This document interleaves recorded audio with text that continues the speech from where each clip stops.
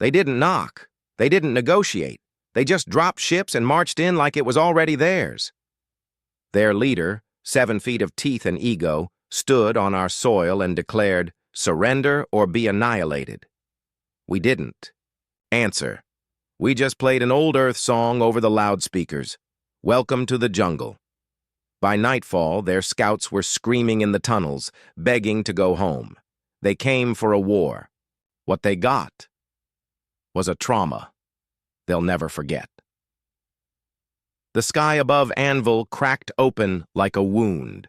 3 Korthari drop cruisers screamed through the upper atmosphere, glowing with ion fire, their hulls etched in crimson battle runes.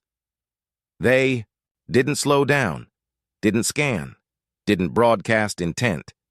They came down in a spear formation, arrogant, precise, and theatrical. In the command dome overlooking the southern ridge, Elias Granger leaned on the rusted frame of a broken comms console and muttered, "Well, they've got style." Dust rolled across the barren flats below as the first cruiser slammed into the dry bed. The shock waves shuddered through the dome's bones. A few screws popped from the ceiling. A younger voice crackled over the internal comms. "Sir, they're deploying infantry. Full formation. Shields up, weapons charged." Granger didn't blink. He lit a cigar with one hand and twisted a battered scope toward the landing site with the other. Through it, he saw rows of Korthari soldiers disembark in clean, glittering symmetry, tall, scaled beasts in black alloy plating, helmets flaring with electric horns. "Copy that," he said calmly. "Tell Bishop to prep the South Trench and remind Harrow to stop smiling when he rigs charges." Outside, the warlords of the Korthari Empire stood tall, scanning a silent town. Buildings sat hollow under the scorch light. Wind whistled through the skeletal remains of a supply depot. No resistance, no movement. To war leader Threx Ka, it looked like surrender. "Mark the perimeter," he ordered, voice processed through his suit's guttural voxcoder. "Establish the base here. We will turn this dust into a declaration." A lesser officer clicked his jaw. "They abandoned the colony?" Threx Ka's golden eyes narrowed. "They hid, which means they fear us." 10 minutes later, a squad of 6 stormed the refinery. Their footsteps echoed through the cracked concrete as scanners pulsed blue over rusted walls. "Empty," one reported. "Odd heat signatures beneath," another added. Threx Ka entered, slower, heavier, his clawed boots denting metal panels. With each step, his armor whirred as he rotated his left shoulder. He inhaled once, tasting the air like prey. "They're here, somewhere. Begin the sweep." A mile west, Elias stubbed the cigar out on the dome's edge and picked up the ancient, patched-together field transmitter. "UTC Relay 1, he said into the static. "This is Anvil. Full Korthari incursion confirmed. 3 dropships, 50+, units deployed. Don't bother sending diplomats. We'll hold." He clicked the transmitter off before the reply. Inside the colony tunnels, figures moved in darkness. Some in worn combat armor, some in dirty denim. A woman with a plasma cutter, strapped to her back, shoved bricks into an old ventilation shaft. Beside her, a boy, no older than 15, checked detonators with a practiced hand. "Trap's hot," he said. 5-second delay, minimum 10-meter kill radius. "Good," said the woman. "Now hide it under that tarp. We'll let them find it the hard way." The deeper caverns lit up with quiet, coordinated movement. These weren't soldiers. These were miners, convicts, outcasts. But all of them knew how to fight. They hadn't been recruited. They'd volunteered. Granger climbed down from the dome and made his way to the street, boots crunching against dry gravel. A man approached him, bald, scarred, missing 3 fingers. "Still no return fire?" the man asked. "Nope," said Granger. "They're too proud to expect it." The man grinned. "Good. I've been bored." Back at the Korthari camp, engineers deployed sentry drones and began scanning the nearby terrain. Threxka moved among his troops like a god among insects. He stopped beside a newly placed command tent and stared at a distant outcrop of jagged rocks. "Why?" he asked aloud. "Would a species as violent as humans build a colony so exposed?" The officer hesitated. Perhaps they lost their will to resist. Threxka bared sharp teeth. "No, I've seen their archives. I've studied their wars. Even defeated, they bite. This is not surrender. This is a lure." And still, he advanced. Then it happened. The 2nd Recon Squad, stationed near a burned-out warehouse, opened the wrong door. The building had no ceiling. Its walls had no support beams. Inside was a narrow hallway wired with pressure-sensitive plates and oxygen canisters. They never saw it. One stepped forward. Click. The explosion rippled like a thunderclap across the valley. The shockwave flattened the nearest transport drone. Pieces of armor rained from the sky. The blast left a crater where the building once stood. Granger, back in town, heard the boom. He didn't flinch, just slid a hand into his jacket, pulled out another cigar and muttered, "That's one." Threxka stood frozen. Black ash drifted across his helmet, his jaw clenched. "No more scouts," he growled. "No more caution. They die now, every last one."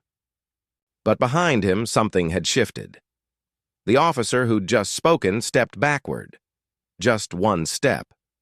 The others hesitated. The perfect Korthari formation wavered. Granger walked back toward Town Square, where locals were stacking crates of ammunition and welding turret mounts onto forklifts. He raised his voice just enough to be heard. "They wanted war," he said. "Let's send them home with a souvenir." No one cheered. No one needed to. They were already waiting in the dark. End of Chapter 1, 1,000 words. Let me know when. You're ready for Chapter 2.4 AO, you said. Write Chapter 2, in depth and in great detail, in 1,000 words only, in an intriguing writing style, give a human writing touch. Stay to the point with a logical and smooth flow. Avoid repetition of the same theme and vocabulary and words and phrases over and over. Keep the audience interested and add dialogue when necessary.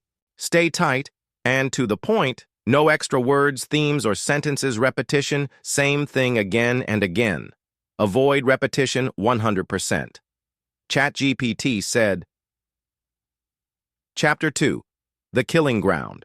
Word count, 1,000. Night didn't fall on anvil. It crouched, Threxka's.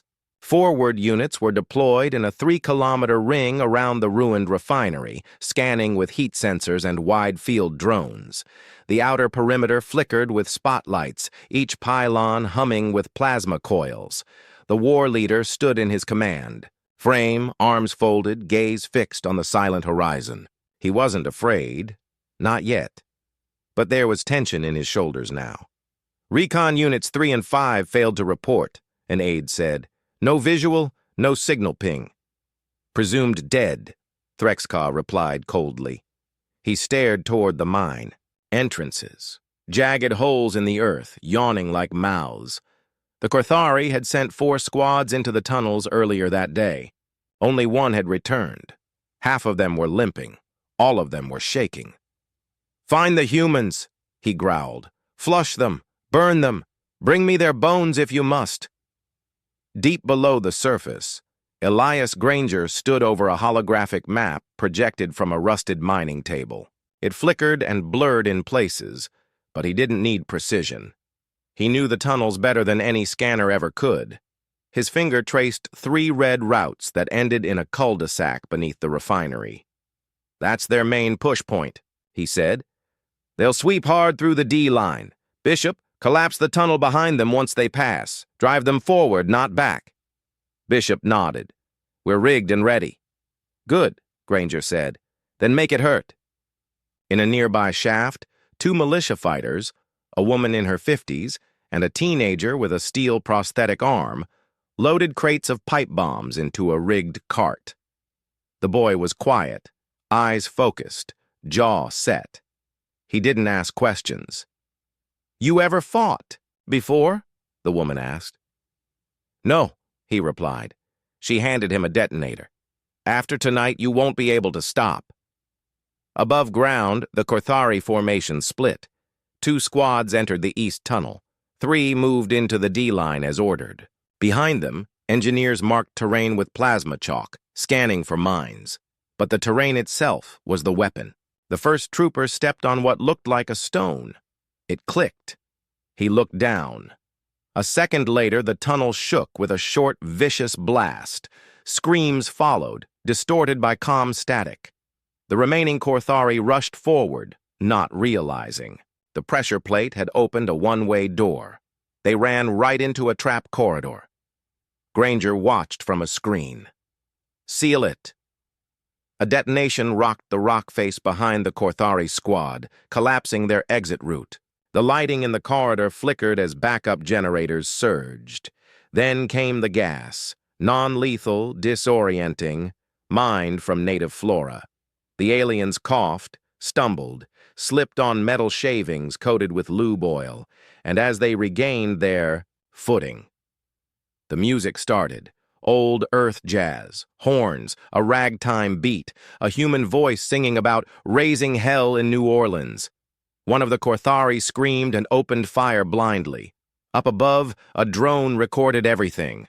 Granger sent the footage to all enemy channels unencrypted. Threxka watched the feed in silence. At first, he thought it was mockery. Then he noticed the faces of his warriors, twisting in panic, breathing heavy, not aiming, not speaking. They weren't just dying. They were breaking. "They're animals," said a Korthari officer beside him. Granger's voice crackled across. Their command line a second later. "Correction," he said. "We train animals." Then the feed cut. Threxka smashed the console. Back underground, the teenage boy pressed the detonator. The rigged corridor behind the jazz trap exploded, sending high-velocity shrapnel through every square meter of tunnel. One Korthari tried to crawl out, dragging his lower half, until Mama Shrapnel stepped into view and shot him twice in the head without pausing. "Check for survivors," she ordered. "There won't be any," someone said. "I said check anyway." Elsewhere in the catacombs, Harrow, thin, pale, and laughing as always, set up a series of kinetic tripwires in a forked tunnel. A younger woman approached. "Why traps here? No movement expected for hours." "They're not for the Korthari," Harrow replied. "They're for us. Reminders. Never go soft." She hesitated. "That's grim." "No," he said. "It's smart." Granger rechecked the map. More movement. The next wave was coming, heavier this time. No scouts, just a column of war beasts and heavy gunners. "All right," he muttered. "Time for the fun stuff." Above ground, 5 Korthari gunners marched toward the southern slope, flanked by armor walkers. They were cautious now. No more casual strides. No more pride. Their suits scanned for fluctuations in ground pressure, infrared variance, even moisture changes. Still not enough. A hillside suddenly opened up, 2 steel doors disguised with red. Dust, and from it rolled what looked like a mining rover. The gunners turned, aimed, hesitated, and the rover exploded. Chunks of molten metal screamed across the battlefield, ripping through 2 gunners and blowing the armor off a third. The last 2 opened fire, only to be gunned down by a machine gun mounted on a civilian loader parked 50 meters behind them. A gray-haired woman stood behind the loader's controls. Her teeth were missing, but she was laughing. "Missed a spot," she muttered. In Threxka's command post, another officer reported in. 17 more dead. No confirmed kills on the human side. The war leader exhaled slowly. "They're not engaging directly." "No. They're bleeding us, piece by piece." "Yes." Threxka fell silent. Granger returned to the surface, briefly, walking through Anvil's battered streets. The settlement wasn't much. Rebar scaffolds, old prefabs, rusted fuel tanks, but every structure now had a sniper nest. Every alley was rigged. Every rooftop had a fallback plan. Bishop walked beside him. "They'll hit us hard next time." "I hope so," Granger said. "I want them to feel it." "You think we've scared them?" "No," Granger replied. "But we've confused them. That's worse. You can kill scared. Confused just keeps screaming." In the dark beyond the town, the Korthari were repositioning. They'd lost shape, lost flow. Their perimeter looked more like scattered dots than a wall, Granger noticed. Smiled. "The killing ground's ready," he muttered, and the night crept closer. Threxka stood over the remains of a charred war beast, its metal spine bent backward in unnatural angles. The smell of burned flesh and coolant clung to his armor. His claws were blood-stained, not from humans, but from one of his own officers who had hesitated under fire. He no longer gave speeches. The troops avoided his gaze. The few who hadn't been reassigned to trauma units tried to look busy, tightening armor seals, checking weapons, pretending the screams from the lower barracks weren't real. He turned to his aide, voice low and flat. "Status?" The aide hesitated. 42 confirmed lost, 7 unaccounted. Drones continue to fail in subterranean conditions. Scouting has ceased. Morale. He didn't finish. Threxka stared into the ridge. "They're not defending territory. They're crafting memory." At that moment, a body was found near the north approach. Korthari, stripped of gear, limbs twisted into a kneeling pose. A human-made sign was nailed to its chest. "One step closer." The text was in flawless Korthari script. Meanwhile, beneath the surface, Granger stood with Harrow and Mama Shrapnel in a hastily fortified junction hall. The map on the wall had gone from neat lines to scattered red X marks. Each one was a kill zone.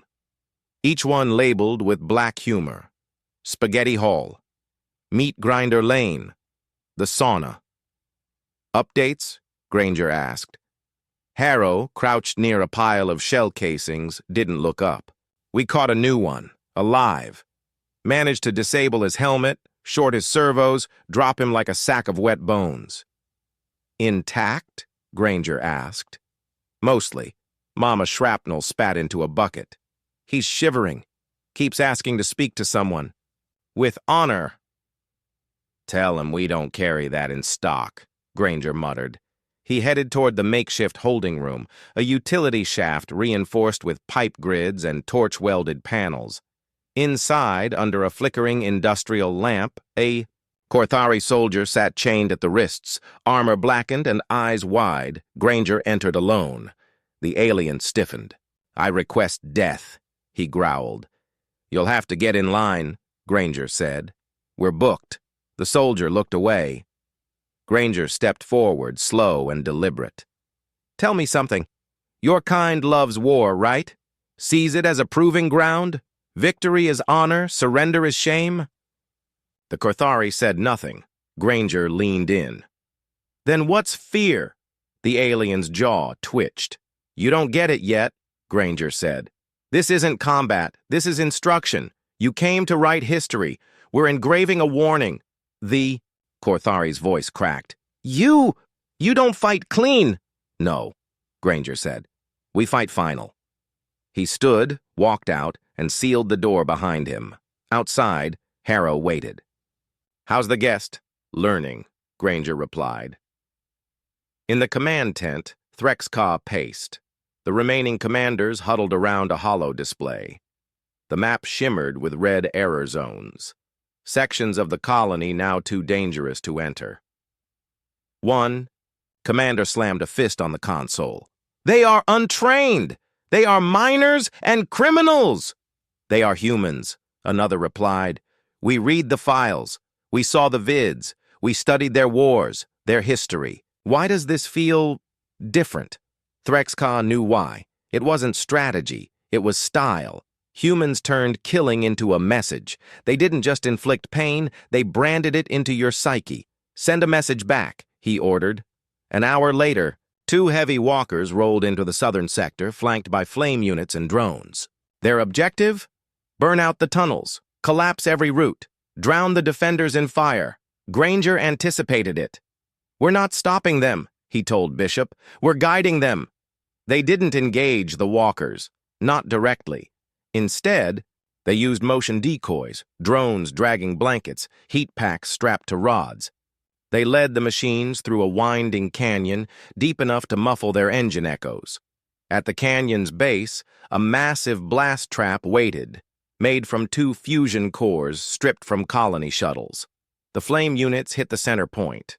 Granger, from a ridgeline perch, flipped the switch.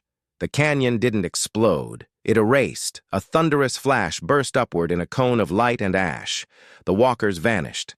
The sound hit 6 seconds later, long enough to make the survivors flinch even before they knew what they'd lost.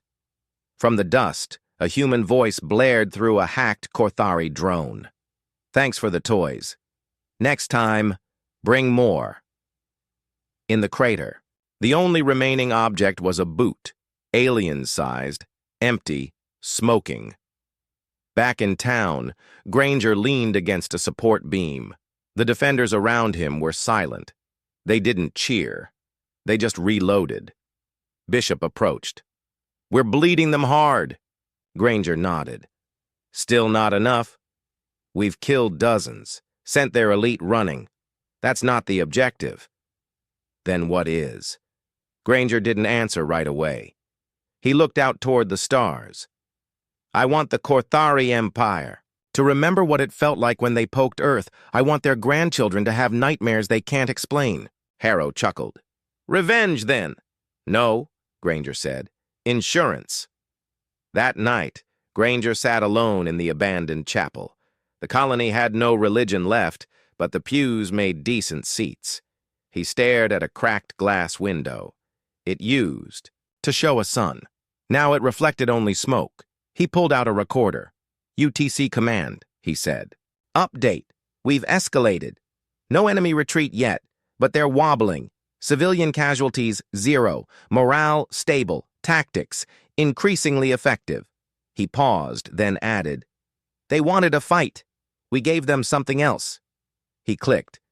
The recorder off. In orbit, the Korthari cruiser received Threx-Ka's report.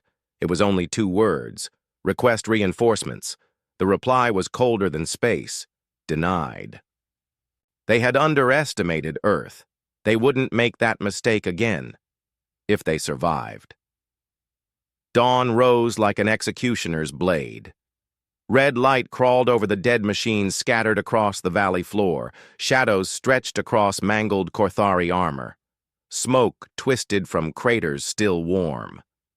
No birds, no wind, only silence and the low growl of engines repositioning for a final assault. Threx-Ka stood without his helmet, the first time since landing. His face was drawn, one horn cracked, eyes sunken from sleepless hours. He didn't speak until his remaining commanders had gathered. "No more probes," he said. "No more precision. We take the colony now." "Total push?" one asked. He nodded. "Everything. All units. We storm the town, cleanse the tunnels, and find the human leader." "What of the losses?" Threx-Ka's voice dropped. "We lose more if we retreat." Orders moved fast. Armor was reconfigured, energy packs recharged, the last orbital dropship fueled. Berserkers, the Empire's chemically enhanced shock troops, were released from containment. 10 of them. Claws, no rifles. They didn't speak, didn't need to. "This is not about honor anymore," Threx-Ka growled. "This is survival." Granger watched them march through his drone feed, full formation, denser this time. He narrowed his eyes. "They're done playing." He turned to Bishop, who stood in front of a field of patched-together mortars disguised as fence posts. "They're committing the rest?" "All of it." Granger cracked his knuckles. "Good. Let's ruin their day." Anvil's defense was ugly now. No neat zones, no perfect ambushes. It had become raw improvisation. Dump trucks repurposed as barricades, tractor drills mounted on swivel turrets, civilians armed with salvaged rifles and sharpened tools. Mama Shrapnel directed a barricade crew, strapping gas tanks onto hover. Sleds. Harrow wired pressure mines into sewer grates, humming an old Earth anthem through gritted teeth. The boy with the prosthetic arm loaded EMP grenades into a slingshot made from mining cable. "We ready?" he asked Granger. "Close enough," Granger said. The Korthari wave hit at midday. It started with a roar, gunships strafing the rooftops, plasma blasts churning up steel and sand. Berserkers ran on all fours, smashing barricades like brittle bones. Behind them, infantry marched with shoulder cannons and gravity hammers. No more tactics. Just brute force. The first line of defense crumbled within minutes. Granger ordered the fall back. "Pull to junctions. Don't hold positions. Bait them." Bishop and 3 others fired from alley windows, downing 2 walkers before sprinting, across rooftops rigged to collapse. The aliens chased, then fell through, swallowed by fire pits loaded with slag and scrap shrapnel. On the southern flank, Mama Shrapnel took a hit to the leg but kept firing from behind a loader turned into a moving bunker. One of the berserkers leapt onto it. She shot him through the mouth with a flare gun. In the square, Granger faced one of the berserkers directly. It lunged, swinging a glowing axe. He ducked, shoved a pry bar through its knee, and shot it twice, in the throat. The creature thrashed. Granger didn't watch it die. He was already turning to the next. An explosion lit up the refinery yard. A Korthari gunner had detonated an overcharged plasma pack too close to his own line. Granger grabbed the comm. "Now, hit the railgun!" Bishop, perched inside a buried silo, powered up the ancient Martian relic, a rail cannon pulled from a derelict warship and mounted underground. They'd hidden it beneath layers of scrap and sand for weeks. It fired once. The shot punched straight through the Korthari's backup dropship in orbit. The wreckage lit the sky as it fell, trailing black smoke like a falling god.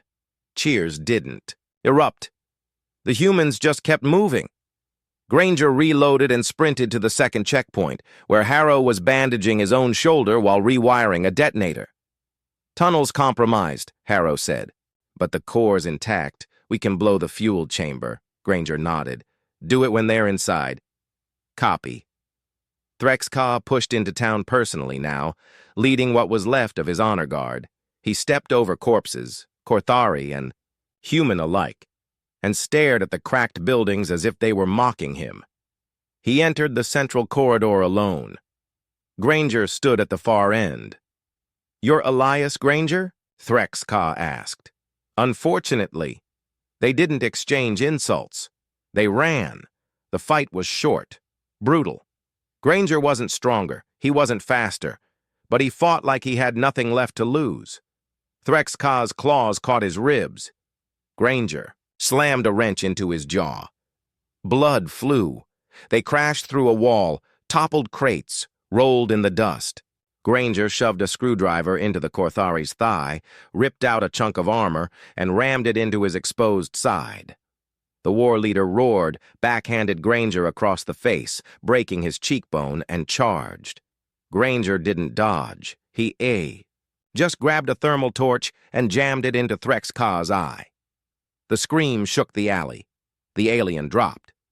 Granger stood over him, panting, vision red, half-deaf. His voice cracked. "You should have stayed home." He looked up at Harrow, who stood nearby with the detonator. "Is the tunnel full?" "Stuffed." Granger turned back to Threx-Ka, who twitched but didn't move. "Don't kill him," Granger said. "We're not done."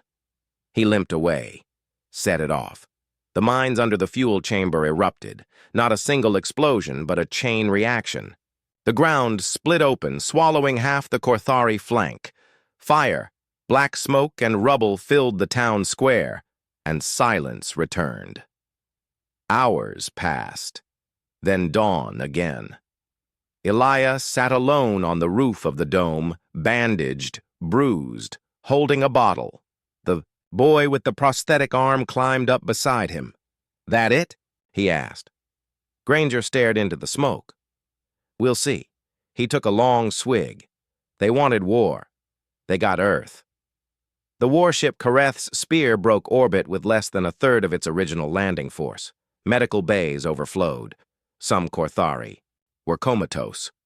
Others screamed in cycles, clawing at walls, at nurses, at their own skin. One war priest tried to purge their minds with ritual chants. The patients only howled louder. Threx Ka sat silent in the central chamber, his armor cracked and smeared with pain gel. One side of his face had been fused shut by heat. A single red eye stared ahead, unfocused. He didn't speak for hours. No, one approached him. When the Admiral's transmission came through, it took a full minute for him to acknowledge it. "Report!" the Admiral demanded. Threx Ka exhaled slowly, voice a rasp. "We were defeated. Your forces were stronger, more advanced. They weren't fighting soldiers." The Admiral's tone sharpened. "Then what were they?" Threx Ka didn't blink. "A message." Back on Anvil, ash rained softly across the town. Smoke still drifted from collapsed buildings. Scorch marks marred every wall. But no one mourned. No graves were dug. They didn't have time. They had repairs to make. Granger moved through the wreckage like a man checking off a list. Turrets reset, shields calibrated, guns cleaned. He didn't rest. Didn't speak unless needed. Bishop found him welding a support beam near the east wall. "We got the last of them loaded up." "Which ones?" Granger asked. "The ones that surrendered. 4 of them, including the big bastard." Granger kept welding. "Good." "You sure about this?" Bishop asked. "I'm not killing him," Granger said. "That's mercy. He doesn't get that." An hour later, Threx Ka, bound and restrained, was marched toward the shuttle. His guards were 2 minors and a 16-year-old boy with an EMP baton. The alien's eye caught Granger's as they passed. The human didn't smirk, didn't gloat, just stared. Threx Ka looked away. When the shuttle lifted off, no one waved, no one saluted. They just turned back to their tasks. The message had been sent. Days later, deep in Korthari space, Threx Ka stood before the Imperial Tribunal. His once glorious armor hung in strips.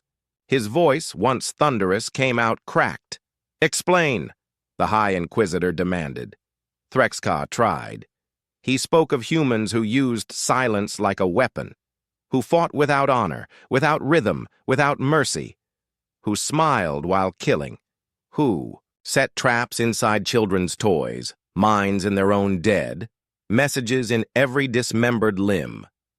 He spoke of a man with gray hair and a stare colder than deep vacuum, a man who fought not to win, but to teach. He described the tunnels, how the walls whispered, the smell of fear not from the defenders, but his own troops. He finished with a whisper. They knew we were coming, and they wanted us to remember. Tribunal fell quiet. Then the edict came. Effective immediately, Terran systems are designated red zone. No engagement, no occupation. Bypass at all costs. Back on Anvil, Harrow stood beside a pile of recovered helmets, Korthari, blackened and bent.